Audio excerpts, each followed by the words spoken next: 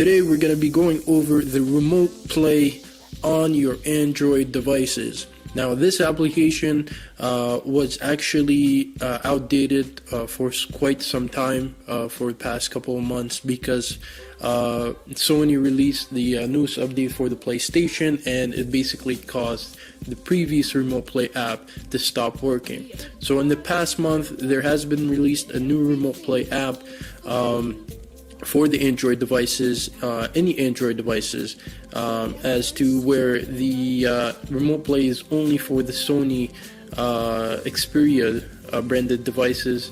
The internal developers, they've created this app so that you can use it on any Android device out there. So I'm going to show you a little tutorial on how to do this and how to actually set it up from that point. Now you can also use your DualShock 4 and connect it via Bluetooth to your Android device from that point. So let's go ahead and click on it here, and just the basic setup. It is a little bit, I found, slower than the previous remote plays, but it does the job as far as, you know, setting it up. It's a little bit slow, but it does the job, and then you can play afterwards. So let's go ahead and click next here, guys, and we're gonna click on it's gonna ask you to sign in the beginning. So I'm gonna go ahead and do that right now, and click sign in. So guys, I'll be right back. Let me go ahead and sign into this, and we'll go from there. Alright guys, so as you can see, I just signed into my PSN account. It's searching for the PlayStation 4 itself. So we're gonna actually click on register manually, and it gives you the steps on how to basically get the actual code so you can register your Android device for remote play.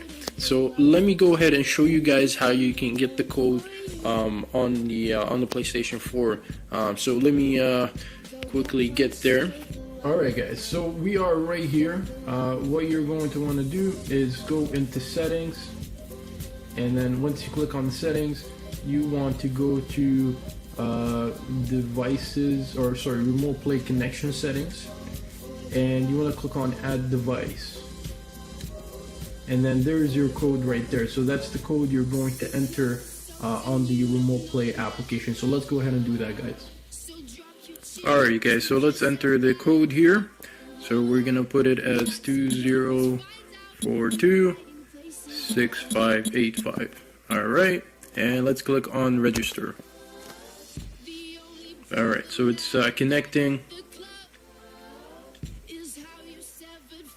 Alright, so right there it's saying the analog sticks are on the screen. So just like any previous remote play application, this is how you would use it. So right there I'm gonna hit back, and as you can see, I'm connected. Very smooth.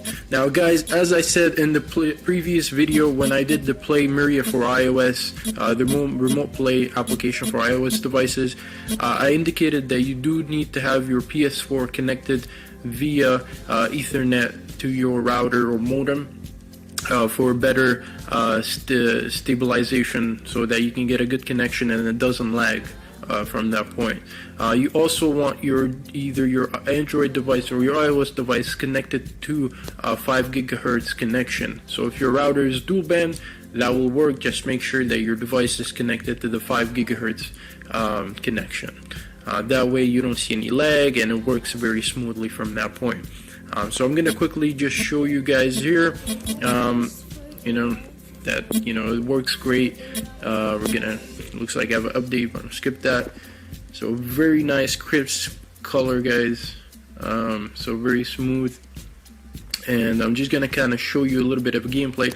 Now I did indicate that you can connect this via your DualShock 4, so you can connect it via Bluetooth to your Android device, and you can also play this, so you need no root for it or anything like that.